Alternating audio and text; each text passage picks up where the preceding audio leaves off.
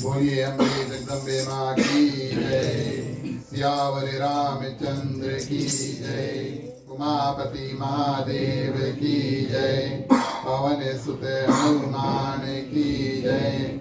राधे प्रिय कृष्ण चंद्र की जय। श्रीमद् देवी भागवत महापुराण की जय। सनातन विश्व धर्म की जय। बोलो भाई सब संतन की जय। उपस्थित आदरणीय श्रोतागण, अपनी ओर से हमारे मंडली आदर्श सत्संग रामायण मंडली के सभी सदस्य और हमारे ग्राम मालिक मालकिन समस्त परिवार, श्री गंगा जी, कला जी, शाही और अपनी अंशु गृहस्थ परिवार की ओर से आप सभी को दूसरे दिवस की कथा में हार्दिक हार्दिक स्वागत, सभी को अभिनंदन। परम पूजनीय पंडित श्रद्धानंद जी को अनेकों बार धन्यवाद परिवार की ओर से, चरणों में दंडवत। चलिए प्रिय श्रोतागण, हम और आप अपनी जो ध्यान है और सभी ओर से तन और मन को साफ करेंगे। सर्वप्रथम हम और आप मिलकर के श्री दुर्गा चालीसा का गायन करेंगे और उसके बाद में प्रिय श्रोतागण आपकी जो देवी भागवत की कथा उसमें प्रवेश करेंगे। जहाँ जहाँ आप इस चालीसा को जान के कृपया सभी कोई हमारे साथ हो। नमो नमो दुर्गे सुखधरणी।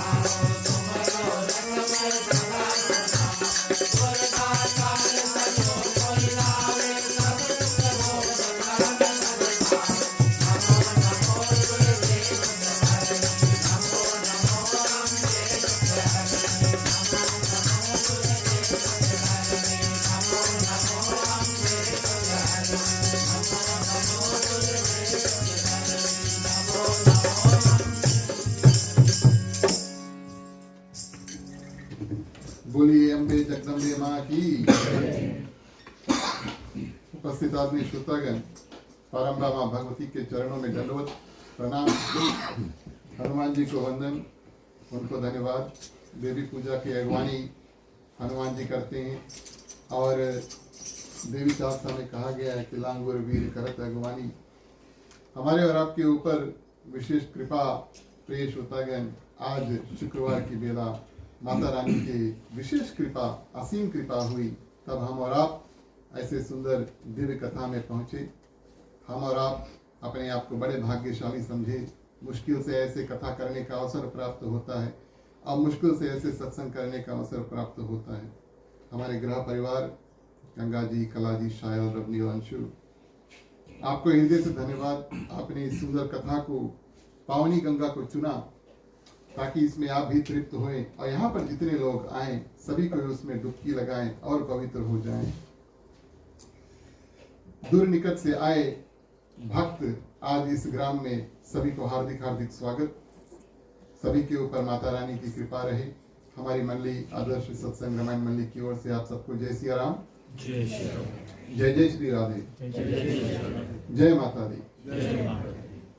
पूजनीय पंडित श्रद्धानंद शर्मा परिवार की ओर से आपको अभिनंदन, आपको स्वागत, आपको धन्यवाद। बहुत बहुत कृतार्थ हुए। हमें भी आपसे मिल करके फोन पर बातचीत इत्यादि हुआ और इस परिवार के लिए आपने निर्माण पूजा का आज भी पूजा और कल संपूर्ण जो पूजा करेंगे, हृदय से परिवार की ओर से, अपने ओर से, मंडली की ओर से आपको दंडवत, आपको प्रणाम। इस कथा का लक्ष्य प्रिय श्रोतागण 3 दिवस में हमारा और आपका था कि जितना हो सके भरपूर रूप से माता रानी की असीम कृपा हम पाएं और अपने अपने जो मनवांछित फल है और फल नहीं भी चाहते हैं तो भी प्रिय श्रोतागण भक्ति के रास्ते में आगे बढ़ना चाहते हैं।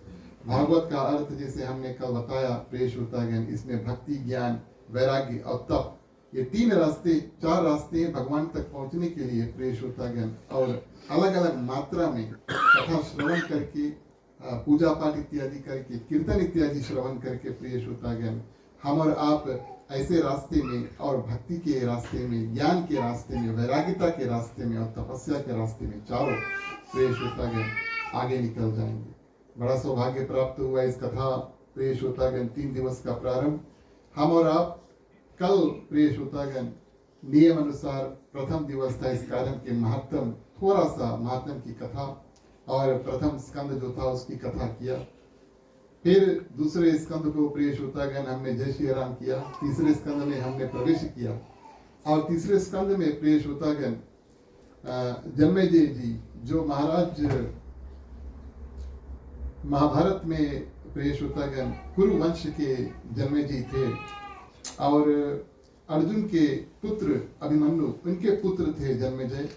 और अपना उनका कर्म क्या है कि वो किस रूप से और अपने पितरों का तर्पण और उनका कल्याण करे, उनको मुक्ति दिलाए, इस रूप में प्रिय श्रोतागण वेदव्यास जी से बातचीत चलता है और वही श्रीमद् देवी भागवत ग्रंथ ऐसा रचा है। इस रूप में प्रिय श्रोतागण कल जब हमने कथा को छोड़ा तब राजा जन्मेजय जो था वो ब्रह्मांड की उत्पत्ति पूरा यूनिवर्स है, मल्टीपल यूनिवर्सेस है। साइंटिस्ट भी अब बताते हैं, विज्ञान अब भी बताता है कि मल्टीपल यूनिवर्सेस है। और प्रिय श्रोतागण, श्रीमद् देवी भागवत महापुराण में और ब्रह्मांड जो मल्टीपल यूनिवर्सेस है उसकी उत्पत्ति कैसे हुई, कल हमने संक्षिप्त में इस कथा का श्रवण किया। और कैसे ब्रह्मा जी को ब्रह्मलोक की प्राप्ति हुई और विष्णु भगवान को वैकुंठ लोक, और प्रिय श्रोतागण साक्षात भोलेनाथ पृथ्वी पर आकर के स्थिर हुए। इस रूप की कथा हमने और आपने श्रवण किया। इस रूप में प्रिय श्रोतागण ऐसा हुआ कि कथा श्रवण कल के अनुसार देवी अपना 3 रूप बनाती है, सरस्वती, गौरी और लक्ष्मी मैया के रूप से प्रिय श्रोतागण। और अपना जो अंश है उसमें से 3 देवी बना करके एक एक देवता को दे देती है कि ये तुम्हारी अर्धांगिनी बनेंगी, साथी बनेंगी, और मैं आपके साथ नहीं रहूंगी, लेकिन आपका कार्य क्या क्या है कल समझाया। और इस रूप से बताया कि विष्णु भगवान आपको पालना पोसना है, देखभाल करना है, ब्रह्मा जी आपको सृष्टि का निर्माण करना है, और शंकर भगवान भक्त आपके जब पूजा पाठ इत्यादि करे आप उनके ऊपर जल्दी से कृपा कर देना। माता रानी ने आशीर्वाद दिया। और इस रूप से प्रिय श्रोतागण तीनों अपने अपने देविया को लेकर और अपने जो मनोरथी स्थान है वहां पर जाकर के स्थिर हो जाते हैं। कहने का भाव ये कि सृष्टि के निर्माण जब होता है और ब्रह्मा जी सब कुछ बनाते हैं प्रिय श्रोतागण, तो उसमें बहुत ज्यादा शक्ति लगता है। ठीक उसी तरह विष्णु भगवान जब सृष्टि को चलाते हैं, देखभाल पालन पोषण करते हैं, राक्षस अगर उपद्रव करते हैं तो ये विष्णु भगवान का उत्तरदायित्व यानी कि रिस्पॉन्सिबिलिटी है कि पृथ्वी की सुरक्षा वो करे। इस हेतु प्रिय श्रोतागण भगवान विष्णु विभिन्न अवतार लेते हैं ताकि पृथ्वी और पृथ्वी के जो जीव जंतु हैं उन सब की सुरक्षा सुंदर रूप से वो कर सके। माता रानी का उनका आदेश भी था और आशीर्वाद भी था। और इस रूप में प्रिय श्रोतागण भगवान शंकर जब संहार करते हैं और सृष्टि को अंत करते हैं ताकि नया सृष्टि फिर से शुरू हो, नया युग इत्यादि लगे, उसमें सब तीनों के कार्य करने के लिए बहुत ज्यादा शक्ति की जरूरत है। और प्रिय श्रोतागण माता रानी बड़े सुंदर रूप से अपने अंश में से शक्ति निकाल के तीनों देवताओं को दे देती है और उनकी अर्धांगिनियां उनको प्राप्त करा देती है। आज की कथा प्रिय श्रोतागण हम और आप अब इस कथा का श्रवण करें श्रीमद् देवी भागवत महापुराण 3 स्कंद में से। और इस रूप से विष्णु भगवान को प्रधान देवता किस रूप से माना गया है, क्यों बार बार जब हो सके प्रिय श्रोतागण हम विष्णु भगवान या उनकी जो अवतार है भगवान श्री राम, भगवान श्री कृष्ण, सत्यनारायण भगवान हर साल काफी लोग पूजा इत्यादि करते हैं। किस कारण से कैसे उनको इतना प्रधानता प्राप्त हुआ। भोलेनाथ की पूजन हम करते हैं, विष्णु भगवान की पूजन करते हैं, ब्रह्मा जी की बड़ा कम पूजा होता है। लेकिन प्रिय श्रोतागण ऐसा हुआ कि राजा जन्मेजय ने और प्रश्न किया कि हे पितामह आप बताएं कि किस कारण से और कैसे विष्णु भगवान को ये पदवी प्राप्त हुआ कि वो इतने पूजनीय हुए और उनको देवताओं में श्रेष्ठ इत्यादि माना गया। तो इस रूप में प्रिय श्रोतागण और वेदव्यास जी कहते हैं कि उन्होंने एक बड़ा सुंदर यज्ञ किया। कई ऐसे ब्राह्मण वहां पर आए, विधि पूर्वक देवी यज्ञ जो है उसका निष्ठान किया और इस सुंदर रूप में प्रिय श्रोतागण सब शक्तियां प्राप्त करके जब वापस आते हैं तब भगवान विष्णु को बताया प्रिय श्रोतागण कि आप जाओ और सुंदर रूप से जो पृथ्वी है उसका निर्माण करो। अब पृथ्वी ऐसे बनता है और सर्वप्रथम पृथ्वी जब बनता है प्रिय श्रोतागण कल हमने आपने श्रवण किया कि हर एक चीज में शक्ति का इस्तेमाल होता है, पानी ऊपर नहीं जाए, पहाड़ उड़े ना, इत्यादि इत्यादि जो ग्रेविटी है मान लो जो सब पृथ्वी के खींच के रखा है, हमें और आपको यहाँ पर बैठा के रखा है, हमारा फ्लोट नहीं हो रहे। इस रूप में प्रिय श्रोतागण ये जो सब शक्ति है ये देवी मैया प्रदान करती है ताकि सृष्टि का निर्माण हो। और इस रूप में प्रिय श्रोतागण पृथ्वी साक्षात देवी का रूप माना गया है और पृथ्वी देवी को हम नमस्कार करते हैं, उनको मही कहते हैं क्योंकि वो पूजनीय है। और इस रूप में प्रिय श्रोतागण कहा गया है कि भगवान विष्णु के जो रक्षा करने वाले शेष नाग है उनके सिर के ऊपर प्रिय श्रोतागण पृथ्वी स्थिर है। कभी कभी पृथ्वी हिलती है, माने earthquake इत्यादि आता है, इत्यादि इत्यादि, या भूकंप इत्यादि आता है, और टाइडल वेव इत्यादि आते हैं, तब समझ लेना कि शायद जो शेषनाग है वो अपना फन है थोड़ा हिला रहे, तो पृथ्वी थोड़ा हिलता है। आध्यात्मिक तौर पे प्रिय श्रोतागण, पृथ्वी जो है, पूरा पृथ्वी का भार जो है वो शेषनाग के ऊपर स्थिर है। तो इस रूप में पृथ्वी का निर्माण हुआ। सबसे पहला पहाड़ देवी भागवत के अनुसार पृथ्वी पर जो बना उसका नाम सुमेरु पर्वत हुआ। पूरे का पूरा सोने का था प्रिय श्रोतागण। उस सुंदर पर्वत का निर्माण हुआ। अब ये ग्रंथ में इतना डिटेल में जाता है कि उस पर्वत का जो डायमेंशंस है, कितना लंबा चौड़ा और वजन इत्यादि था, वो सब इसमें विस्तार रूप में दिया है। हम इनको भी जय श्री राम करेंगे, आगे बढ़ेंगे कथा में। और इस रूप में प्रिय श्रोतागण, सृष्टि सुंदर रूप से जब निर्माण हुआ तो सर्वप्रथम ब्रह्मा जी के मानसिक पुत्र यानी कि मारीच, नारद, अत्रि, पुलस्त, तुला, कृत, दक्ष और वशिष्ठ, ये ऐसे 10 पुत्र हुए जो ब्रह्मा जी ने अपने मन से प्रिय श्रोतागण उनको पैदा किया। और उसके बाद में मारीच के पुत्र जो है वो कश्यप हुए, और दक्ष प्रजापति के 13 कन्याएं हुए।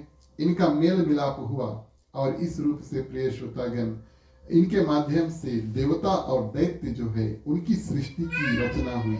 उसके बाद में कश्यपी सृष्टि जो है वो चला, संसार में फैला। उसमें कश्यप की सृष्टि में प्रिय श्रोतागण मनुष्य, पशु, सर्प आदि अलग अलग योनि के जीव उत्पन्न होते हैं। और ब्रह्मा जी के दाहिने आधे शरीर से मनु जी निकलते हैं, और बाएं शरीर से प्रिय श्रोतागण शत्रुपा जी निकलते हैं। ये प्रजापति के रूप से, माने कि जगत के सबसे प्रथम प्रजापति के रूप में सुंदर रूप से स्थिर हुए। उनके पुत्र प्रियवत, उत्तानपाद इत्यादि 2 पुत्र हुए। 3 अत्यंत सुंदर प्रिय श्रोतागण पुत्र हैं। और इस रूप में देवी भागवत में बताती है कि सृष्टि माने कि पृथ्वी पर क्या हुआ, देवता इत्यादि, और उसके बाद में प्रिय श्रोतागण दानव इत्यादि, मनुष्य इत्यादि, पशु पक्षी, ये सब का सुंदर रूप से निर्माण हुआ। सब कोई अपना अपना स्थान बना देते हैं। शास्त्रिक तौर पे सुमेरु पर्वत जो था सोने का था, उसके कई शिखर थे जो पीक होते हैं, माउंटेन के जो पीक होते हैं।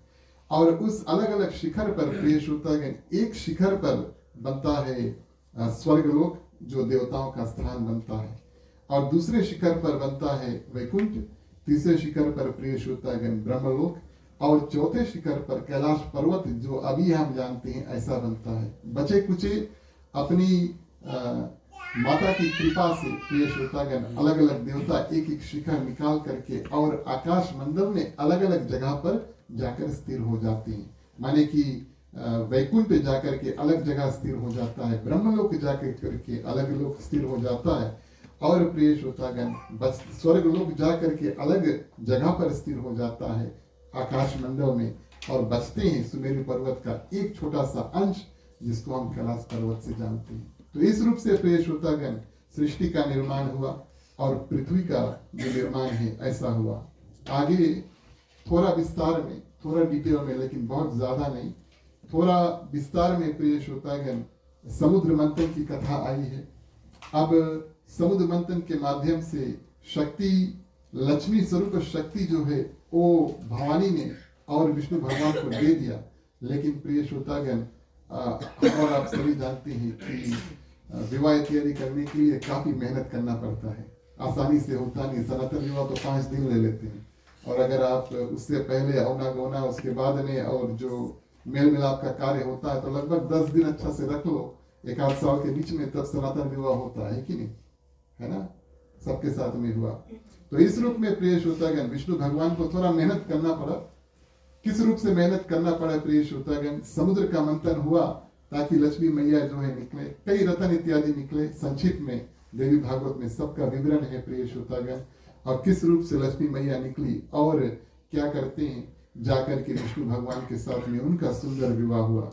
84 लाख योनि जो है, आप कथा इत्यादि अगर सुनेंगे तो जानेंगे कि जितने अलग अलग प्रकार की योनि है प्रिय श्रोतागण, ये 84 लाख की है। योनि का अर्थ क्या होता है? जैसे सृष्टि है, पशु है, पक्षी है, मानव इत्यादि है प्रिय श्रोतागण, ये सब हम और आप कहें जैसे माने कुत्ता एक योनि होता है, कभी कभी कहते हैं कि अच्छा कर्म करो तो मुक्ति मिल जाएंगे और प्रिय श्रोतागण कुत्ता या बिल्ली इत्यादि बनने का अवसर नहीं प्राप्त होगा।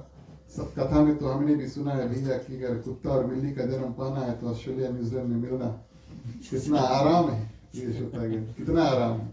तो इस रूप में प्रिय श्रोतागण अलग अलग योनि जो है वो जाकर के स्थिर होता 84 लाख योनि है। 1 लाख प्रिय श्रोतागण 100,000 है, हिंदी काउंटिंग में 1,100,000 है। तो इस रूप से स्पीशीज जो है मेन एक स्पीशीज है, स्पीशीज मेन एक स्पीशीज है, कुत्ता एक और स्पीशीज है प्रिय श्रोतागण 8.4 मिलियन, ये हमारे शास्त्र बताते हैं। आज भी विज्ञान माने कि साइंटिस्ट लोग खोज रहे हैं कितना जो स्पीशीज है उन्होंने निकाल दिया, कई अलग अलग स्पीशीज निकाल दिया, लेकिन लगभग हर एक दिन कुछ ना कुछ नया स्पीशीज जो है वो पृथ्वी पर मिलते हैं। और इस रूप में प्रिय श्रोतागण अलग अलग किस रूप से हर एक योनि जो है वो पैदा होता है, इस रूप में प्रिय श्रोतागण बताते हैं 4 मुख्य रूप से पैदाइश जो होता है। तो संक्षिप्त में हम इस कथा का श्रवण करें और उद्घाटन यानी कि शुरुआत कैसे होता है। जरायुज यानी कि जो माता के गर्भ से निकलता है, हम और आप माता के गर्भ से आते हैं। कई ऐसे जानवर इत्यादि होते हैं प्रिय श्रोतागण जिनका जन्म, जैसे गौ माता होती है तो गौ के पेट से उनका जन्म होता है, तो माता के गर्भ से निकलती है, यह प्रथम रूप से पैदाइश होता है। दूसरा अंडे से निकलता है, अब ज्यादा नहीं बोलेंगे इसके बारे में, आप सभी को जानते हैं। दूसरा जो है वो अंडे से निकलता है। और तीसरा प्रिय श्रोतागण पसीना या मैला से निकलता है। हमारे और आपके अगर हृदय में पसीना रहे, जानवरों के हृदय में अगर तन पे पसीना रहे तो वहां से बैक्टीरिया इत्यादि निकलता है। और चौथा प्रिय श्रोतागण इसको उद्भिज कहा गया है, माने कि पृथ्वी पर अगर हम बीज इत्यादि बोए, बिया इत्यादि बोए तो वो पौधा प्राप्त होता है। तो इन 4 रूप से प्रिय श्रोतागण, मुख्यतः इन 4 रूप से प्रिय श्रोतागण और जीव का निर्माण होता है, ऐसा कथा में आया है। पानी में जीव जंतु लगभग 9 लाख के हैं, पेड़ पौधे लगभग 20 लाख अलग अलग प्रकार के हैं, कीड़े मकोड़े लगभग 11 लाख, पक्षी लगभग 10 लाख, पशु लगभग 30 लाख और देवता मनुष्य आदि लगभग 4 लाख अलग अलग प्रिय श्रोतागण उनकी योनि प्राप्त हुई। इस रूप से 84 लाख योनि जो है वो बनता है। अब बात ये आई कि इनका देखभाल इत्यादि कौन करे और कैसे करे। तो विष्णु भगवान को इतना ज्ञान था कि देवी मैया ने कल की कथा में उनको बताया था कि देखभाल करना आपका कार्य है, कैसे देखभाल करेंगे और कैसे उस शक्ति का स्मरण करें। तब प्रिय श्रोतागण विष्णु भगवान वैकुंठ में बैठ करके और विचार करते हैं कि हम एक सुंदर यज्ञ करें और देवी मैया की जो कृपा है उसको प्राप्त करें और उनसे पूछे कि अब हमें कैसे कार्य जो है आगे वो करना है, क्या करना है वो तो बता दिया, सृष्टि का देखभाल आपको करना है, लेकिन कैसे करना है, क्या किस रूप से कार्य करना है प्रिय श्रोतागण, ये हम भली भांति जान ले। और देवी मैया का जो दर्शन है दुर्लभ है। उस समय माने कि कल की कथा में जब विष्णु भगवान ने प्रिय श्रोतागण मणिद्वीप पहुंचे देवी मैया के, तो माता की कृपा थी, उन्होंने बुलाया था समझाने के लिए, बताने के लिए उन्होंने बुलाया था और फिर भेज दिया। अब भगवान शंकर को जब काम पड़ता है तब प्रिय श्रोतागण सोचते हैं अब हमें आराधना करना होगा, बड़ा सुंदर एक यज्ञ मंडप जो है उसको बनाते हैं। कई ऐसे प्रिय श्रोतागण देवी देवताओं को बुलाते हैं और एक सुंदर यज्ञ की तैयारी करते हैं। ऋतुज लोग जो होते हैं, होता लोग जो होते हैं, पुराने जमाने में जब हवन होता था तो प्रिय श्रोतागण अलग अलग लोग अलग अलग कार्य करते थे। आजकल हम ही लोग माने मंत्र बोलेंगे और हम ही लोग अपन हाथ से घी छोड़ेंगे, तो अलग अलग जो मंत्र पुराने जमाने में सिर्फ मंत्र बोलने वाला जो व्यक्ति था वो मंत्र बोलता था, उसको होता कहते थे। जो घी छोड़ने वाला व्यक्ति था वो प्रिय श्रोतागण सिर्फ घी छोड़ता था। और सबको जुड़ा करके अलग रूप से और क्या करते हैं, सुंदर यज्ञ का निर्माण करते हैं और कई दिनों तक प्रिय श्रोतागण जप इत्यादि करके देवी मैया को प्रसन्न किया। बीज मंत्र जो है, इस कारण से हम आपको इस कथा का विवरण करा रहे हैं क्योंकि भगवान विष्णु ने जो मंत्र इस्तेमाल किया, हम और आप उस मंत्र के सहारे से प्रिय श्रोतागण देवी मैया की कृपा जो है उसको प्राप्त कर सकते हैं। तो मंत्र इस रूप में हुआ एम ह्रीम क्लीम। ये माता के लिए बड़ा सुंदर और पवित्र मंत्र है, बीज मंत्र कहा गया है। बीज मंत्र प्रिय श्रोतागण समझने में थोड़ा कठिन है, हमारा प्रयास करेंगे। मान लो एक मंत्र हम आपको बताएं, ओम नमः शिवाय। इसको अगर हम पूरा मंत्र बोलें तो पहला जो अक्षर है माने कि ओम है, उसको बीज मंत्र कहा गया। बोले कलयुग में समय कम है तो पूरा मंत्र बोले से अच्छा अगर हम कुछ छोटा बोल सकते हैं और उतना ही पुण्य प्राप्त हो तब ये बड़ा उचित बात है। इस कारण से ओम को प्रिय श्रोतागण ओम नमः शिवाय का बीज मंत्र बताया गया, क्योंकि वह सर्वप्रथम सबसे पहला शब्द है जो पृथ्वी में हुआ था, भगवान शंकर ने उसको निकाला था। और इस रूप से प्रिय श्रोतागण मंत्र वो होते हैं जो मन को तार दे, इस कारण से उनको मंत्र कहते हैं। और शब्दों से मिला करके प्रिय श्रोतागण ऐसा ध्वनि जो हमारे मुख से निकलता है जिनसे मानव मात्र का कल्याण होता है, हमारा भी कल्याण होता है, जो आगे जो लोग होते हैं उनका भी कल्याण होता है।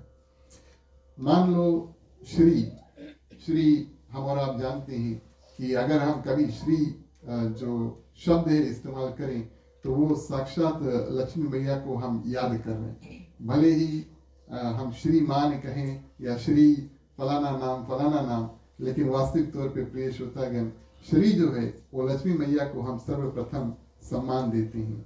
उसमें भी 4 अलग अलग मात्राएं हैं। अब बनाना और दिखाना हवा में थोड़ा कठिन है, लेकिन अगर आप जाकर श्री देखेंगे और हिंदी मात्रा देखेंगे उसमें 4 अलग अलग प्रिय श्रोतागण बिंदु इत्यादि, श्रा, गंदा, ई और जो बूंदी होती है, बिलिया जो होती है, इस रूप से प्रिय श्रोतागण श्री बनता है। और उसका अर्थ है प्रिय श्रोतागण कि संपत्ति देने वाली और तुष्टि करने वाली, यानी कि हम और आप जो हमें प्राप्त हुए उसमें हम संतुष्ट रहें। और ऐसे अधिष्ठी देवी लक्ष्मी आप मेरे दुख का नाश करें। तो ये जो मंत्र है, श्री जो है, जो शब्द है, ये प्रिय श्रोतागण बताता है कि हम और आप लक्ष्मी मैया का ध्यान करते हैं और आप हमें दुखों का निवारण करें और लक्ष्मी दे, यानी कि ऐश्वर्य प्राप्त करें, संपत्ति इत्यादि हमें प्राप्त कराएं। इस कारण से जितना हो सके प्रिय श्रोतागण श्री शब्द का इस्तेमाल करें। खासतौर से हम और आप जब अपने आप में बात करते हैं, किसी फलाना व्यक्ति, भारत में तो बहुत ज्यादा चलता है, किसी भी व्यक्ति को नाम से बोलेंगे तो श्री पहले श्री कहकर तब उनके नाम लेंगे। तो एम प्रिय श्रोतागण ये जो मंत्र है इसमें जगत माता सरस्वती मेरा दुख दूर करे। एम का अर्थ है जगत माता सरस्वती मेरा जो दुख है उसको दूर करे। जिस रूप से प्रिय श्रोतागण विष्णु भगवान जगत पति है, उस रूप से ब्रह्मा जी जगत पिता है। और ब्रह्मा जी अगर जगत पिता हुए तब प्रिय श्रोतागण मां सरस्वती जगत माता हुई। तो जगत माता को जब हम ध्यान करते हैं तो एम कहकर अगर हम ध्यान दें तो सरस्वती जी का तो कई मंत्र है, हम ध्यान दे सकते हैं, लेकिन अगर समय कम है तो एम कहकर भी प्रिय श्रोतागण और ध्यान दे सकते हैं। तो इस एम ह्रीम ह्रीम क्लीम मंत्र तो और बड़ा है, चामुंडाय विच्चे नमः अंत में जोड़ सकते हैं, लेकिन विष्णु भगवान एम ह्रीम क्लीम 3 शब्द प्रिय श्रोतागण कई दिनों तक रख करके और आहुति इत्यादि छोड़ते हैं और माता रानी इसके ऊपर इतना प्रसन्न हुई और इस रूप में प्रिय श्रोतागण अपना जो दिव्य स्वरूप है दिखा करके और आकाशवाणी माध्यम से प्रिय श्रोतागण क्या करती है और विष्णु भगवान को अब आगे समझाती है कि आपको क्या करना है, कि आपके जितने भक्त हैं पृथ्वी पर मेरी शक्ति के माध्यम से आप उनकी देखभाल इत्यादि करना। सभी मनुष्य के जो वर अगर वो चाहते हैं, उन्होंने तपस्या इत्यादि किया, तब आप थोड़ा कॉम्पिटिशन रहेगा। चलो ठीक है। तो आप क्या करना कि जितने लोग तपस्या इत्यादि हैं करेंगे, आप उनको फल स्वरूप विधि विधान से उनको प्राप्त करना। अगर भक्तों के ऊपर कोई दुख तकलीफ लेकर आए तो उनको राक्षस समझना, उनका वध करना, ये आपका कार्य है और लोग आपकी पूजा करेंगे और आप उनके लिए वरदाता यानी कि आप उनको वरदान प्राप्त कराएंगे। इस रूप में प्रिय श्रोतागण राक्षसों का आप वध करना। जब जब धर्म की हानि हो प्रिय श्रोतागण, तब तक आप विभिन्न अवतार लेकर के आकर के पृथ्वी पर आप क्या करेंगे?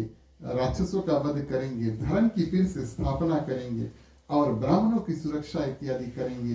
साधारण मनुष्य लोग जो आपके भक्त होंगे, आप उनकी सुरक्षा इत्यादि करेंगे। ये सब कार्य आपको करना है। हमने शक्ति दे दिया, अब हम आपको बताते हैं कि आपको कैसे और क्या करना है। जितने आपके अवतार होंगे प्रिय श्रोतागण, हर एक अवतार का विवरण बताया। इस समय आपको ऐसा करना है और आप अकेले नहीं आएंगे। जब जब आप जाएंगे और मैं अलग अलग रूप से शक्ति रूप आपके साथ में जाऊंगी। यानी कि जब भगवान श्री रामचंद्र जी आए थे, आप सभी जानते हैं, माँ लक्ष्मी सीता का रूप लेकर आई, रुक्मणी जी माँ लक्ष्मी का रूप लेकर भगवान श्री कृष्ण के साथ में आई। और ऐसे कई प्रिय श्रोतागण जो देवता होते हैं, वास्तविक तौर पे देवी जो है उनके शक्ति स्वरूप आती है। तो नरसिंह भगवान जब आते हैं, भगवान विष्णु नरसिंह का अवतार धारण करते हैं, तो नरसिंह ही प्रिय श्रोतागण देवी शक्ति रूप उनके साथ में आती है। और इस रूप में प्रिय श्रोतागण हर एक समय जब भगवान विष्णु अवतार धारण करते हैं, तब क्या करते हैं? शक्ति स्वरूप माँ उनके साथ में आती है। कई ऐसे देवता हैं प्रिय श्रोतागण, तो हर एक देवता के पास, मान लो इंद्र भगवान है तो इंद्रानी शशि जो होती है, साची उनको कहते हैं प्रिय श्रोतागण, उनके शक्ति स्वरूप है। जो जितने भी देवी देवता हैं प्रिय श्रोतागण, देवी अलग अलग रूप बना करके और देवता के साथ में स्थिर रहती है। यहाँ पर कथा में प्रिय श्रोतागण देवी कौमारी की बात आई, तो कार्तिकेय महाराज जो थे, जिसको हम स्कंद भगवान के नाम से जानते हैं, आप सभी को जानते हैं, भगवान शंकर के दो पुत्र थे, गणेश भगवान और स्कंद भगवान, जो कार्तिकेय के नाम से हम जानते हैं। तो हुआ ये, एक समय इन दोनों के बीच में कंपटीशन हुआ और भगवान जो गणेश थे वो आगे आगे, इस कारण से उनका तो विवाह हो गया। कार्तिकेय बेचारे बड़े थे और जब सेकंड आए तो बड़ा दुखी माना। और कंपटीशन क्या था कि किसके विवाह पहले हुई, तो गणेश भगवान का विवाह रिद्धि सिद्धि के साथ में हो गया। कार्तिकेय महाराज आप सोचते हैं आप विवाह नहीं करेंगे, लेकिन प्रिय श्रोतागण देवी की कृपा उनके ऊपर ऐसे हुई, देवी अपना रूप कौमारी के रूप में बना के और कार्तिकी के रूप में बना करके और उनके हृदय में जाकर के स्थिर हो जाती है। आप देव हैं, आपको शक्ति इत्यादि की सहायता है, क्योंकि कार्तिकेय महाराज बहुत बड़े बड़े कर्म करते हैं और आपको शक्ति की आवश्यकता है।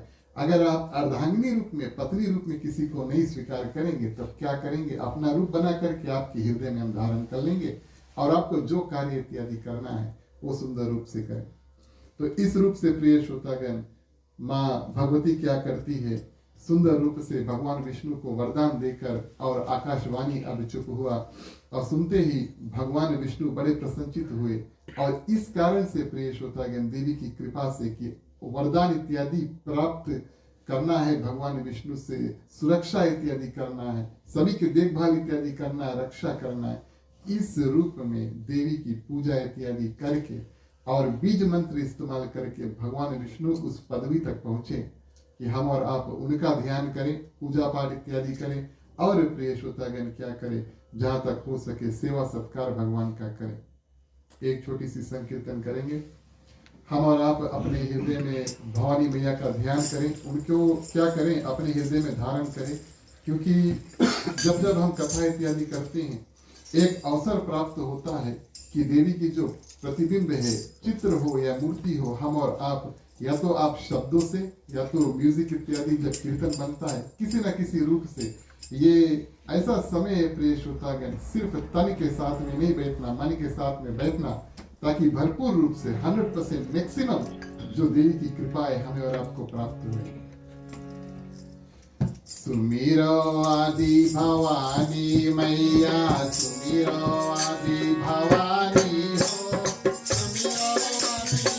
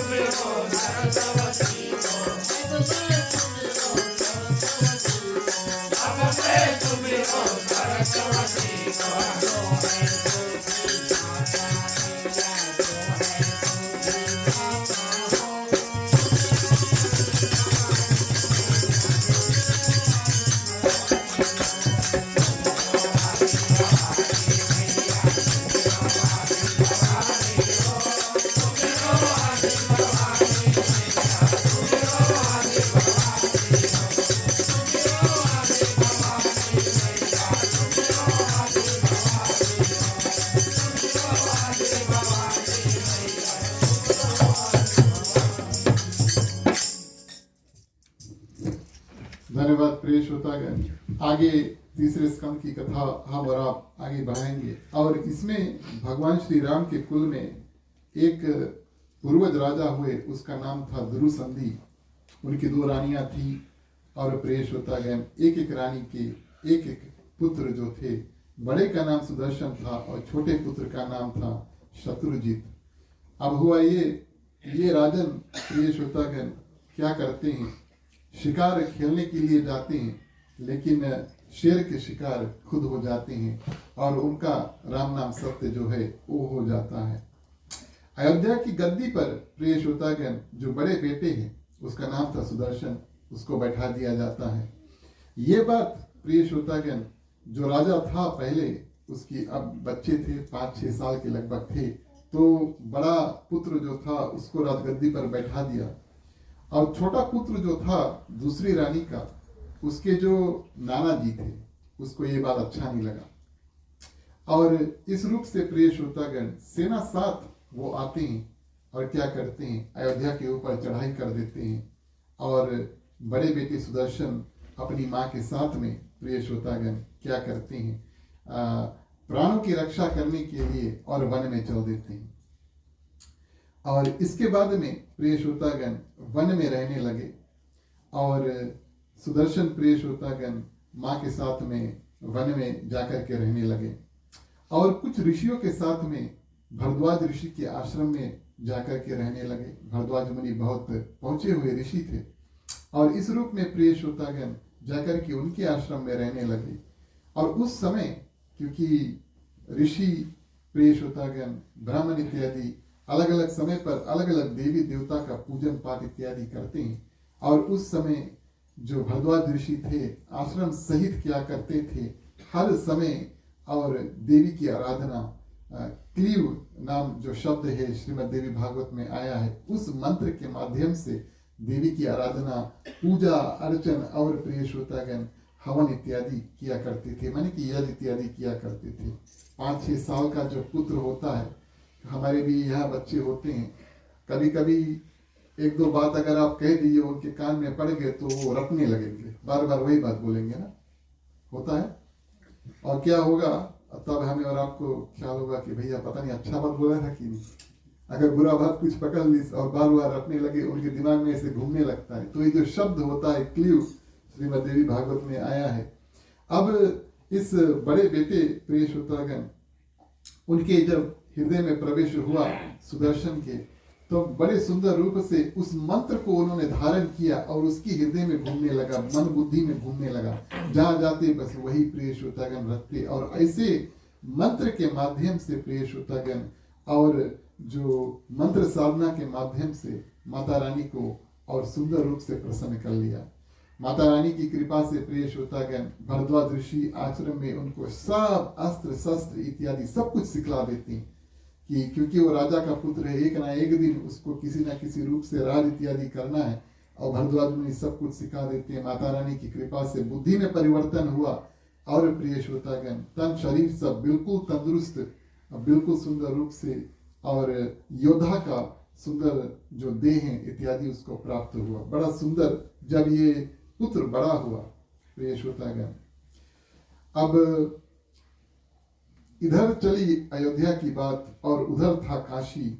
और काशी के जो राजा थे प्रिय श्रोतागण, वो उसका एक पुत्री था, उसके नाम थी शशिकला। तो ये जगदम्बे मैया की बड़ी उपासक थी और भक्त थी। तो प्रिय श्रोतागण एक रात्रि में और देवी माँ क्या करती है, इस कन्या को शशिकला को सपने में आकर कहती है कि तुम जब विवाह करना तो जंगल में रहने वाले सुदर्शन जो है प्रिय श्रोतागण उनसे करना। अब शशिकला जब अपने पिताजी को ये बात बताते हैं, तब प्रिय श्रोतागण पिताजी तो मानते नहीं, बोले जंगल में कोई रहेंगे, हम कैसे उसको अपना दामाद बना ले, आपका पति इत्यादि बना दे। लेकिन प्रिय श्रोतागण अब कन्या जिस देवी का पूजन करती है उसने उनसे कहा, तो पिता के साथ में विरोध करते हैं। पिता कहते हैं कल्ले स्वयंवर करेगा, कल्ले स्वयंवर करियो, और तुम्हारा स्वयंवर कल्ले, हम तुम्हारा विवाह किसी के साथ कर लेंगे, हम मुड़ के जो छुटकारा है अभी जल्दी जल्दी पा लेंगे ना। ये इससे पहले कि उनका जिद जो है जब बहुत बड़ा हो जाए, हम आपका विवाह इत्यादि कर देंगे। और निमंत्रण भेजकर जल्दी जल्दी कुछ राजाएं प्रिय श्रोतागण आए। पहला दिवस जब स्वयंवर का चला, और स्वयंवर का अर्थ प्रिय श्रोतागण उन जमाने में स्वयंवर अलग अलग रूप से किया जाता है। ज्यादातर प्रिय श्रोतागण जो कन्या थी वो क्या चाहती है उस रूप से स्वयंवर करते, माने कि जयमाला लेकर जाएगी और जिसको चुनेंगी, तो राजा भी सोचता है कि शायद कोई सुंदर दिखने वाला अगर राजा आ जाए और मेरी कन्या जो शशिकला है किसी को देखकर मोहित हो जाए तो जल्दी से माला डाल देगी, उनका विवाह कर देंगे। पहले दिवस प्रिय श्रोतागण कई राजा आए स्वयंवर में, और शशिकला क्या करती है और निकलती नहीं, माने कि अपने कक्ष से बाहर नहीं निकलती। और इस रूप में प्रिय श्रोतागण राजा जो होते हैं, बच्चे कुछ राजा को बताते हैं कि दूसरे दिन तक क्षमा करना लेकिन इंतजार करना। रात्रि में शशिकला ने सोचा प्रिय श्रोतागण कि हम भाग करके जा करके जंगल में, और जो देवी मैया ने जिस व्यक्ति से बताया था हमें शादी करने के लिए, उनके साथ में विवाह कर लेंगे। घर से जब निकलते हैं तब प्रिय श्रोतागण पिता को पता चल जाता है, देख लेते हैं इस रूप में, और प्रिय श्रोतागण हार मान लेते हैं, बोले कैसे इनका विवाह हम करेंगे। और राते रात प्रिय श्रोतागण उनको अपने जो नगर है उनसे बाहर भेज देते हैं। और जो जब नगर से बाहर प्रिय श्रोतागण भेजते हैं तब उसमें, और उनको जाकर के जब भरद्वाज ऋषि के साथ में रहने वाले प्रिय श्रोतागण सुदर्शन जो थे, उनको जब जंगल में मिलते एक दूसरे से बातचीत इत्यादि होता है। और जो शत्रुजित था, छोटा पुत्र था, वो भी बड़ा हुआ, अब अयोध्या की गद्दी पर बैठा है। और उनके जो नाना थे वो भी प्रिय श्रोतागण इस जो स्वयंवर था उसमें आए हुए थे।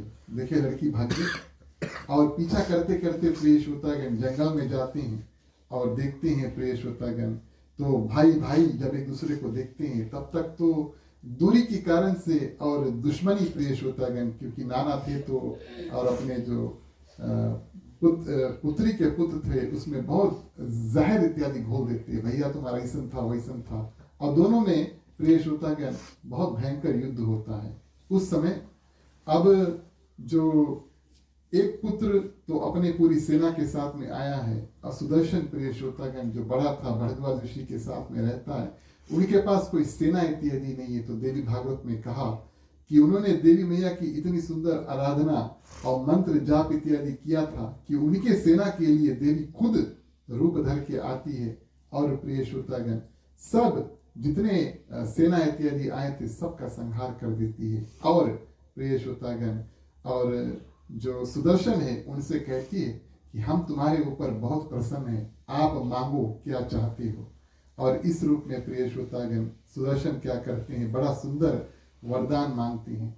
बोले जीवन भर आपके भक्ति किया, आप हमेशा आप हमें अपने भक्ति का पात्र बनाना, आप हमेशा साथ में रहना, और इस जगह के ऊपर आप हमेशा आप आज आप हमें यहाँ पर दर्शन दिए हो, अब यहाँ से जाना नहीं, इसी जगह पर आप हमेशा रहना। काशी का समय था प्रिय श्रोतागण, माने कि काशी का जो स्थान था जिसको अभी हम भारत में बनारस के नाम से जानते, वाराणसी के नाम से जानते, और वहां पर प्रिय श्रोतागण क्योंकि सुदर्शन ने ये वरदान मांगा सा देवी थे, आज आपका दर्शन यहाँ पर हमने किया है, इसके बाद में आप यहीं पर स्थिर रहना। इस रूप में प्रिय श्रोतागण देवी अपना रूप बना करके हमेशा काशी में स्थिर है। आज भी उस जगह को दुर्गा कुंड कहते हैं। दुर्गा कुंड है वाराणसी में यानी कि बनारस में। तो प्रिय श्रोतागण इसी सुदर्शन ने मांगा था कि आप अपना रूप बनाकर और यहाँ पर स्थिर हो जाना। ये कथा प्रिय श्रोतागण तीसरे स्कंद श्रीमद्देवी भागवत महापुराण से निकलता है। हम और आप थोड़ा आगे चलें और कुछ और देर में प्रिय श्रोतागण श्रीमद्देवी भागवत की थोड़ा और कथा आगे बढ़ाएंगे, तब फिर आरती करेंगे। आगे की कथा प्रिय श्रोतागण अब हम और आप प्रवेश करेंगे जब देखेंगे भगवान श्री राम और लक्ष्मण। अब ध्यान दें इस बात का कि सब कथा देवी भागवत का है, हमारा तो आदत नहीं है इधर से उधर से कथा करने का, तो सब एक ही ग्रंथ से कथा निकलता है। लेकिन कथा वहां की आई प्रिय श्रोतागण, भगवान विष्णु और राम रूप अवतार धारण करते हैं, और इस रूप में प्रिय श्रोतागण माँ सीता का हरण हो गया। तो वहां तक की कथा देवी भागवत में बहुत संक्षिप्त में आया। भगवान श्री राम ने जन्म लिया, विवाह इत्यादि हुआ, सब कुछ करके वन आए, और प्रिय श्रोतागण माँ सीता का हरण हो गया। और इस रूप में प्रिय श्रोतागण जब माँ सीता का हरण हो चुका यानी कि रावण आके माँ सीता को हर कर लेकर चल देता है, उस रूप में प्रिय श्रोतागण भगवान श्री राम बहुत विलाप करते हैं। ये तो मानस में भी कहा गया कि भगवान श्री राम रोते हैं, पत्ते पत्ते डाली डाली पेड़ पेड़ से प्रिय श्रोतागण पूछते हैं। लेकिन वहां पर नारद जी पहुंचते हैं। नारद जी पहुंचते हैं, मानस में भी ये कथा आई है कि नारद जी पहुंचते हैं, बातचीत इत्यादि होता है। और नारद जी प्रिय श्रोतागण इस समय नारद जी भगवान श्री रामचंद्र जी को समझाते हैं कि वास्तविक तौर पर आप कौन हैं। अभी तक भगवान श्री रामचंद्र जी को ज्यादातर बहुत अपनी जो आधुनिक शक्ति है और बल इत्यादि है उनका प्रयोग बहुत कम करना पड़ा, लेकिन अब रावण के साथ में युद्ध करना है इत्यादि इत्यादि बहुत काम अब आगे करने हैं। और नारद जी क्या करते हैं, भगवान श्री रामचंद्र जी को अब याद दिलाते कि वास्तविक तौर पर आप विष्णु भगवान के अवतार हैं और आप आए हैं कौन सा कार्य करने के लिए। और आपको देवी ने आपको ये वरदान दिया था कि जब जब दुष्ट इत्यादि पृथ्वी पर बढ़ेंगे तब आप जाएंगे उनका संहार करने के लिए, और मैं भी रूप धर के आपके साथ आऊंगी। और वही साक्षात देवी का रूप माँ सीता थी। यहाँ पर प्रिय श्रोतागण क्या करते हैं, नारद जी भगवान श्री रामचंद्र जी को एक कथा बताते जो मानस में नहीं आई, लेकिन वेदवती नाम की एक कन्या थी। ये कथा श्रीमद्देवी भागवत में आई है। वेदवती नाम की एक कन्या थी जो पहाड़ में बैठ करके और भगवान विष्णु की आराधना कर रही थी कि भगवान विष्णु आप हमें पति स्वरूप प्राप्त हो। इस तपस्या में लीन और उस कन्या के ऊपर प्रिय श्रोतागण दुष्ट रावण की नजर जो है वो पड़ती है। कई सालों से ये कन्या तपस्या कर रही थी। रावण प्रिय श्रोतागण आप सभी जानते हिमालय आते जाते रहता है। भगवान शंकर उनके परम गुरु इत्यादि थे और इस कारण से जब उनकी दृष्टि प्रिय श्रोतागण इस कन्या के ऊपर पड़ती है, तब सोचते हैं कि हम इनसे क्यों ना विवाह कर लें। और जब रावण प्रिय श्रोतागण अपनी बात को लेकर के, मन की बात जब उस कन्या के आगे धरता है, तो कन्या पीछे हो जाती है और उनसे कहती है कि हम तपस्या इत्यादि भगवान विष्णु के लिए कर रहे हैं, और इस जन्म में तो हमने अपने आप को भगवान विष्णु में समर्पण कर दिया। और प्रिय श्रोतागण, क्या होता है इसके बाद में, रावण जो है मानते नहीं। आप सभी जानते हैं ना, सज्जन व्यक्ति और राक्षस में यही अंतर है। अच्छा बात समझिए तो साधारण व्यक्ति जो है वो समझ जाए अच्छा से, है ना, लेकिन जो राक्षस है, दानव है, वो बात नहीं समझी, उल्टा वो हिचातानी करी और अपना अपना जो मन की जो भावना है और जो करना चाहता है वो करने की जबरदस्ती कोशिश करेगा, उसको राक्षस कहते हैं। तो ये तो शायद आप जानते होंगे, हमारे 4 युग में, सतयुग में प्रिय श्रोतागण, राक्षस और सज्जन व्यक्ति जो थे वो अलग अलग लोक में रहते थे, है ना। अलग पाताल में राक्षस इत्यादि रहते थे, स्वर्ग में, और यहाँ पर पृथ्वी में प्रिय श्रोतागण जो लोग रहते थे वो सब सत्कर्म करते थे। इस कारण से उस युग का नाम पड़ गया सत्कर्म, यानी कि कोई राक्षस इत्यादि पृथ्वी पर थे नहीं। सतयुग था जो सबसे प्रथम युग था, चतुर्युग में सतयुग सबसे पहले आता है। तो राक्षस प्रिय श्रोतागण पृथ्वी पर थे ही नहीं, सब सज्जन थे, सब पूजा पाठ इत्यादि किया करते थे। उसी समय सब वेद इत्यादि निकला, जितना वेद निकला प्रिय श्रोतागण उनका निर्माण हुआ। तो यह था सतयुग। अलग अलग लोक में राक्षस और मनुष्य इत्यादि रहते थे। अब त्रेता युग आया तो पृथ्वी पर, माने कि एक ही धरती पर राक्षस और प्रिय श्रोतागण सज्जन लोग जो है एक ही पृथ्वी पर, एक धरती पर। जैसे भगवान श्री रामचंद्र जी आए, अयोध्या के लोग सज्जन, विभीषण सज्जन, लेकिन उसी पृथ्वी पर, उसी लंका में प्रिय श्रोतागण रावण राक्षस। ये हुआ त्रेता युग, दूसरा युग जब आया। अब तीसरा युग प्रिय श्रोतागण, इसको द्वापर कहते हैं। तो कहे कि राक्षस और सज्जन लोग एक के परिवार में हुए थे। हाँ, पहले एक के पृथ्वी में रहेंगे, पहले अलग अलग लोक में रहेंगे, फिर एक के पृथ्वी पर रहेंगे, उसके बाद में एक के परिवार में आएंगे। माने भगवान कृष्ण कंस को देख लो, मामा बहने, है ना, है कि नहीं, मामा बहने का नाता था। पांडव कौरव को देख लो, भैया भैया, एक के परिवार है ना, है कि नहीं। इधर राक्षस, इधर सज्जन लोग। कलयुग प्रिय श्रोतागण ऐसा बताया गया है, अब बुरा नहीं मानना। कलयुग में बताया गया है कि राक्षस और सज्जन लोग एक के व्यक्ति में छुपा है, हमारे अंदर है। और हम और आप प्रिय श्रोतागण हर एक दिन, जाने अनजाने में, हर एक क्षण, कभी कभी, हर एक समय, कभी कभी हम और आप अपने आप से एक युद्ध करते हैं। दूसरे से लड़ाई छोड़ दो, दूसरे के लड़ने के लिए तो अलग अलग युग था। आजकल प्रिय श्रोतागण और कलयुग में कहा गया कि हम और आप जाने या अनजाने में अपने आप से युद्ध करते हैं। आज हम अच्छा कर्म करेगा या आज हम बुरा कर्म करेगा, कौन चीज सोचेगा हम, और आज हम कौन चीज करेगा, ये सब हमारे मन के अंदर होता है। दूसरे से बात करने की आवश्यकता नहीं है, पहले अपने आप से लड़कर तब हम दूसरे से जाकर लड़ते हैं। ये कलयुग है प्रिय श्रोतागण। तो इस रूप में अब रावण जो है वो वेदवती को जबरदस्ती, वही राक्षस की बात आई, अब जबरदस्ती बात मानते नहीं है, और प्रिय श्रोतागण क्या करते हैं, हिचातानी करते हैं और स्पर्श करते, छूते उनको जाकर के वेदवती को। और जब छूते हैं तब प्रिय श्रोतागण वर्षों की तपस्या जो वेदवती ने किया कि हमें विष्णु स्वरूप, भगवान विष्णु हमें पति स्वरूप में मिले, उसका पूरा तपस्या प्रिय श्रोतागण भंग हो जाता है। और इस रूप में प्रिय श्रोतागण अब तपस्या तो भंग हो गया, जितना फल, जितना पुण्य इत्यादि उन्होंने अभी तक साधन में प्राप्त किया सब नष्ट हो गया। तब आता है क्रोध वेदवती को, और रावण को प्रिय श्रोतागण श्राप देते हैं, उनको देते हैं श्राप और कहते हैं कि अगले जन्म में मैं तुम्हारी मृत्यु का कारण बन के आऊंगी। और इसके बाद में दुई श्राप देते हैं, बोले अगले जन्म में मैं तुम्हारी मृत्यु का कारण बन के आऊंगी, यानी कि मेरा विवाह होना था किसके साथ में, भगवान विष्णु के साथ में। तो अगले जन्म में माँ लक्ष्मी का रूप धर के मैं आऊंगी। और प्रिय श्रोतागण दूसरा श्राप देते हैं, आज हमारे साथ में तुम थोड़ा जबरदस्ती किया है, इसके बाद में अगर किसी स्त्री के साथ में जबरदस्ती करोगे तो भगवान राम को किसी को तुम्हें मारने की आवश्यकता नहीं, अपने आप तुम भस्म होकर मर जाओगे, है ना। ये श्राप देते हैं कि इसके बाद में अगर तुम किसी के साथ में जबरदस्ती किया तब बोले अपने आप तुम भस्म हो जाइए, कोई कि तुम्हें मारने की आवश्यकता नहीं होगी, तुम्हारा वध किसी को करने की आवश्यकता नहीं होगी, अपने आप तुम भस्म हो जाओगे।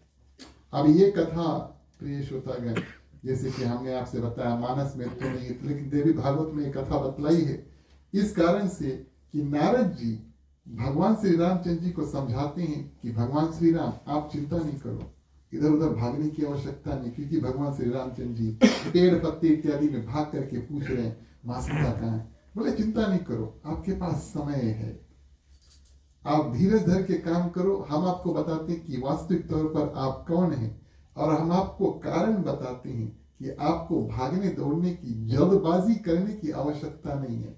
कौन कारण? वही माँ सीता वेदवती का रूप धर के आई है, रावण के नाश का कारण है। भले वो उनको और लंका लेकर चल दिया है, लेकिन उसको लंका में वो कुछ कर नहीं पाएंगे। ये एक बात बताते हैं, बोले आप समय लेकर सोच बूझ के और जो कार्य है आगे करना है वो करना, चिंता मत करना। भगवान श्री रामचंद्र जी प्रश्न करते हैं, लेकिन बोले माँ सीता का ये नियम था कि पहले भगवान को खिलाएगी तब अपने खाएगी ना। ये आदत हमारी भी होनी चाहिए कि भगवान को पहले अर्पण करें, उसके बाद में फिर हम खाएं। या तो कम से कम भैया लोग, बहनी लोग, माताएं, कम से कम जब खाना के आगे बैठे तब तो भगवान की याद कर लो। बन के भी आएंगे, आप कहीं से निकाल कर खा रहे तो उस समय भी कम से कम भगवान को याद कर लो, और अर्पुणा देवी इत्यादि है याद कर लो, किसी को याद कर लो, धन्यवाद दे दो, ये हमारा और आपका कर्तव्य बनता है। तो भगवान श्री रामचंद्र जी नारद जी से प्रश्न करते श्रीमद् देवी भागवत में, बोले माँ सीता जो है अपने खाना खाने से पहले बोले हमें खाना खिलाती थी, जब तक बोले हम नहीं खाना खाएगा तब तक बोले वो खाना नहीं खाती है। कलयुग में काम नहीं करना है, तो औरत लोग तो भूखे सोई है कि नहीं, पता नहीं कितना रात करनी है, ये बात रहती कि नहीं, इधर नहीं दिखेगा। कहने का भाव प्रिय श्रोतागण, नारद जी अब भगवान श्री रामचंद्र जी का प्रश्न था कि माँ सीता भूख के मारे मर जाएगी। नारद जी बोले चिंता नहीं करो, बोले इंद्र भगवान ने उनके लिए एक स्पेशल राज की बोले पात्र में थोड़ा सा हवी इत्यादि भेजा है, कुछ खाना इंद्र भगवान ने प्रिय श्रोतागण भेजा, और माँ सीता से कहा कि आप इस खाना को खा लो, आप इस खाना को खा लो। एक के बार वो खाना खाए पड़ी, बाद में बोले आपको भूख इत्यादि लगेगा नहीं। जब तक प्रिय श्रोतागण लंका में माँ सीता थी, उनको किसी वस्तु खाने की आवश्यकता नहीं है। तो भगवान श्री रामचंद्र जी की चिंता जो था कि माँ सीता कैसे प्रिय श्रोतागण अपने आप को संभालेगी, क्योंकि वो खाना बिना मुझे खवाए खाती नहीं थी। तो नारद जी बड़े सुंदर रूप से समझाते हैं, ऐसा माँ सीता वास्तविक तौर पे कौन थी, भगवान श्री रामचंद्र जी आप कौन हैं, और किस कार्य करने के लिए आप आए हैं, कैसे वो कार्य हो, ये बात भी प्रिय श्रोतागण श्रीमद् देवी भागवत महापुराण में बताई है। और इस रूप में प्रिय श्रोतागण नारद जी कथा जो है वो आगे बताते हैं कि कैसे आप रावण का वध कर पाओगे। भगवान श्री रामचंद्र जी के पास काफी समय था, आप सभी जानते हैं मानस की कथा में तो जा करके सुग्रीव से मित्रता करते हैं, बानर सेना इत्यादि, फिर चढ़ाई करते हैं लंका में, तब मारते हैं। लेकिन उन सब से पहले प्रिय श्रोतागण नारद जी ने बताया कि आपको और सुंदर रूप से देवी की आराधना और पूजन इत्यादि करना चाहिए। 9 दिवस के लिए नवरात्रि के लिए नियम से प्रिय श्रोतागण देवी की आराधना, पूजा अर्चन, हवन इत्यादि आप करें, और उसके बाद में देवी मैया आपके ऊपर प्रसन्न होगी और आपको शक्ति प्रिय श्रोतागण प्रदान करेगी कि वो देवी नित्य सनातनी आदि शक्ति है, संपूर्ण मनोरथ पूर्ण कर देती है, और आपकी जितनी आराधना है सभी प्रकार से आपके कष्ट वो दूर कर देगी। इस रूप में प्रिय श्रोतागण और क्या करते हैं, नवरात्रि का व्रत जो है हमने आपसे कल इसके बारे में बताया था, और नारद जी क्या करते हैं, भगवान श्री रामचंद्र जी को बताते हैं और कहते हैं कि विधि के साथ में इस सुंदर रूप से भगवती जगदम्बिका का पूजन करो। भगवान श्री रामचंद्र जी उस जगह को छोड़ने से पहले 9 दिन, अब ये कथा तो मानस में नहीं आई है लेकिन श्रीमद् देवी भागवत ग्रंथ में है कि 9 दिवस 9 रात्रि सुंदर रूप से पूजन करते हैं और हवि इत्यादि हवन इत्यादि करके श्रीमद् देवी भागवत में तो यहाँ तक कि बलि चढ़ाने का जो विधि है प्रिय श्रोतागण वो भी आया है। अब हमें और आपको आश्चर्य लगे कि भगवान श्री रामचंद्र जी ने किस रूप से बलि इत्यादि चढ़ाया होगा। आपको ये जानकर थोड़ा साहस मिलेगा कि बलि का जो अर्थ है आजकल मानी कलयुग में थोड़ा कठिन है। अगर कोई भी प्रिय श्रोतागण पशु पक्षी को मार करके और उसको बलि इत्यादि चढ़ाने का कार्य करे तो कई लोग नींबू और अलग अलग वस्तु जो होते हैं प्रिय श्रोतागण उनकी माध्यम से बलि चढ़ाते हैं। भगवान की कृपा से वेदो व्यास ने कौन से जानवर को काट करके भगवान श्री रामचंद्र जी ने चढ़ाया या कोई नींबू इत्यादि काटा और उससे बलि चढ़ाया, इसके बारे में लिखा नहीं तो हम और आप प्रिय श्रोतागण पता नहीं क्या क्या कर लेते। कलयुग देखिए, बलि की बात जब आई, कलयुग एक ऐसा जो युग है उसमें हमें और आपके पास समय बहुत कम है। और वैसे तो कल भी बताया था कलयुग केवल नाम आधारा सुनीर सुनीर न उतरे पारा, लेकिन विधि का जो कर्म है प्रिय श्रोतागण जितने भी विस्तार विधि के बताए गए हैं उसमें अलग अलग रूप से हम और आप बलि चढ़ा सकते हैं। समय अगर आप निकाल कर यहाँ पर आए हैं ये भी एक प्रकार का बलिदान हुआ, क्योंकि बलि जो है वो दान है ना। तो समय को दान करके हम और आप यहाँ पर आए हैं माता रानी की कृपा को प्राप्त करने के लिए, ये भी एक प्रकार का बलि हुआ। जितना वस्तु हम और आप मेहनत करके खरीद कर लेकर आकर यहाँ पर चढ़ाते हैं, निर्माण करते हैं, वेदिका इत्यादि इत्यादि, ये भी एक प्रकार से बलि जो है वो दान हुआ। तो यथाशक्ति अनुसार प्रिय श्रोतागण समय और योग्यता को देख करके और जैसे विधि अनुसार जो है उस कर्म को भगवान श्री रामचंद्र जी ने किया और माता रानी की असीम कृपा प्राप्त हुई। श्रीमद् देवी भागवत महापुराण में वर्णन है कि माता रानी ने अपना दिव्य स्वरूप जो है उसको प्रकट करके प्रिय श्रोतागण और भगवान श्री रामचंद्र जी को आशीर्वाद दिया, सुंदर रूप से आशीर्वाद दिया और उनसे कहा अब आप यहाँ से आगे जाओ, आपको 2-3 लोग और मिले। यह तो मानस की कथा हुई। लेकिन प्रिय श्रोतागण अभी नवरात्रि का समय जब आएगा और शरद नवरात्रि जब आएगा उसमें आप फिर से मेरा पूजन करना और उसके बाद में मैं फिर से आपके पास आकर के आशीर्वाद इत्यादि दूंगी। भगवान श्री रामचंद्र जी 4 महीना थे, इंतजार करते हैं जब तक बानर इत्यादि जाएंगे और माँ सीता की सुधी खोजबीन इत्यादि करेंगे और उस रूप से फिर से दूसरे प्रिय श्रोतागण बार और माता रानी की विभिन्न रूप से पूजन इत्यादि किया। उन माता रानी की कृपा को प्राप्त किया, शक्ति प्रदान हुआ उनको और इस रूप से प्रिय श्रोतागण पहुंच करके भगवान श्री रामचंद्र जी लंका में और रावण का जो वध है उसको करते हैं। तो ये कथा श्रीमद् देवी भागवत महापुराण में से निकलता है।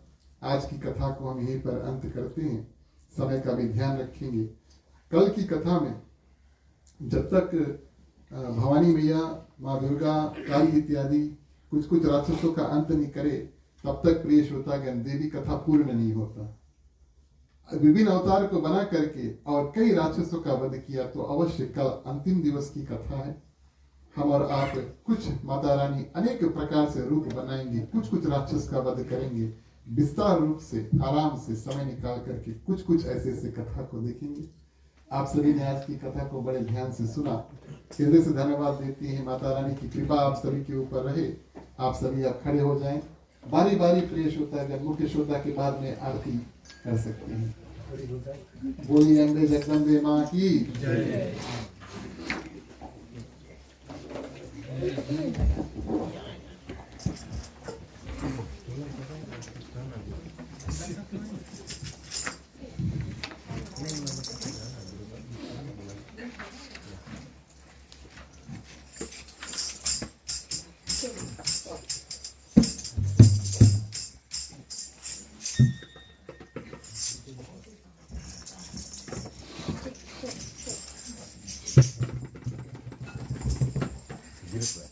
Gira, gira.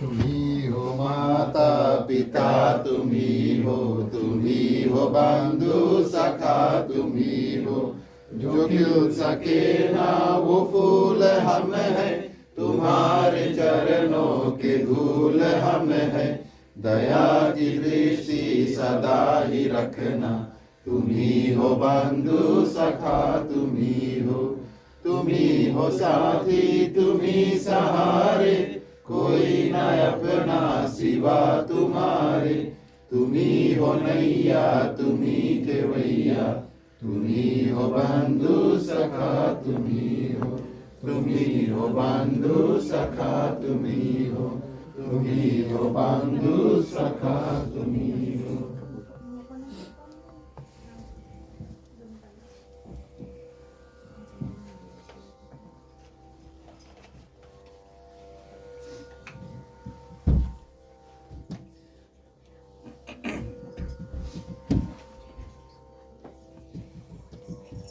ओम कर्पूर गौरम करुणावतारम संसार सारम भुजगेन्द्रहारम सदा वसंतम हृदयार्पिते भवं भवानी सहितं नमामि, भवं भवानी सहितं नमामि, भवं भवानी सहितं नमामि। ओम मंगलम भगवान विष्णु मंगलम गरुड़ध्वज मंगलम पुंडरीकाक्षो मंगलाय तनोहरि, सर्वमंगल मांगल्ये शिवे सर्वार्थ साधिके, शरण्य त्र्यंबके गौरी नारायणी नमस्तुते, नारायणी नमस्तुते, नारायणी नमस्तुते। आप पुरस्कार निराजनम समर्पयामि।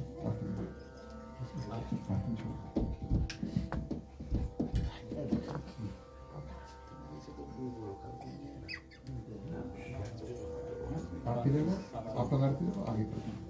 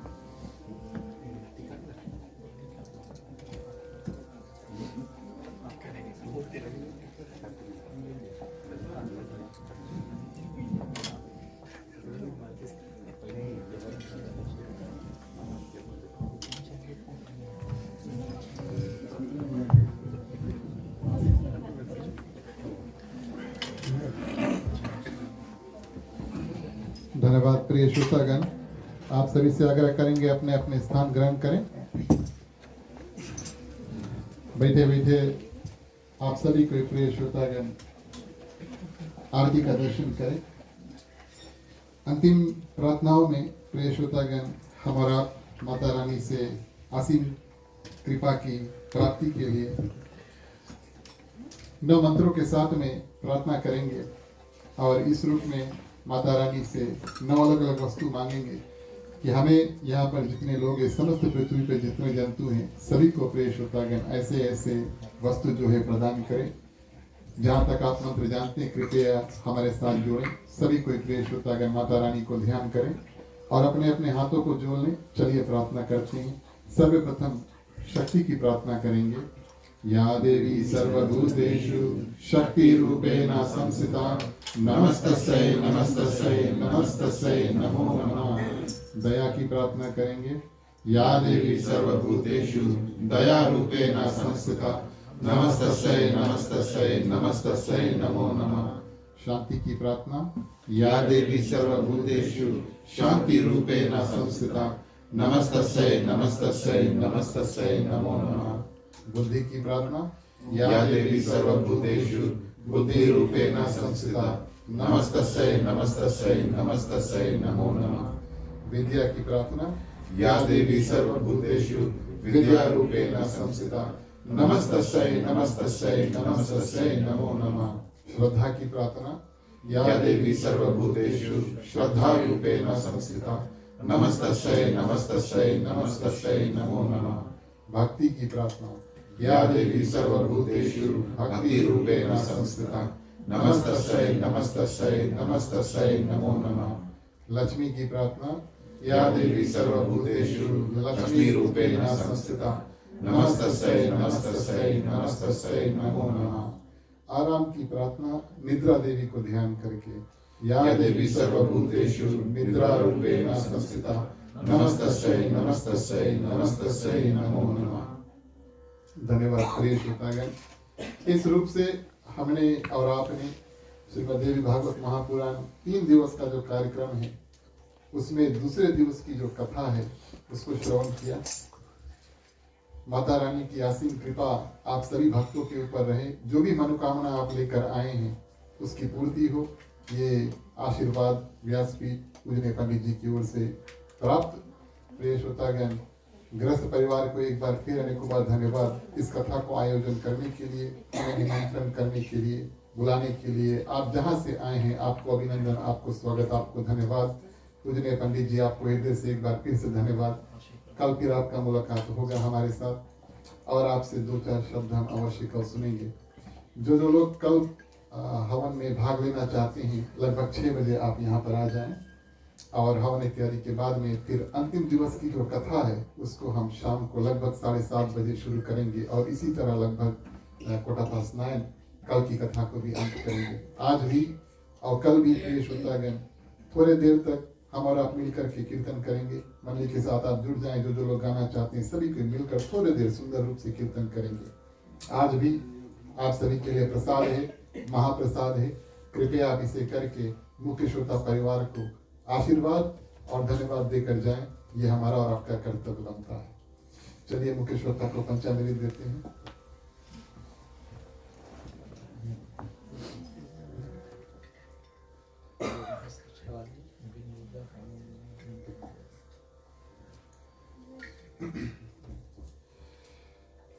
अम्बे कहे सुख उपजे, जगदम्बे कहे दुख जाए। महिमा महाप्रसाद की पावन भोग लगाए। तन मन धन है तेरा, स्वामी सब कुछ है तेरा। तेरा तुझको अर्पण, तेरा तुझको अर्पण, क्या लागे मेरा। ओम जय दुर्गे माता, ओम जय दुर्गे माता, ओम जय दुर्गे माता। ओम शांति शांति शांति।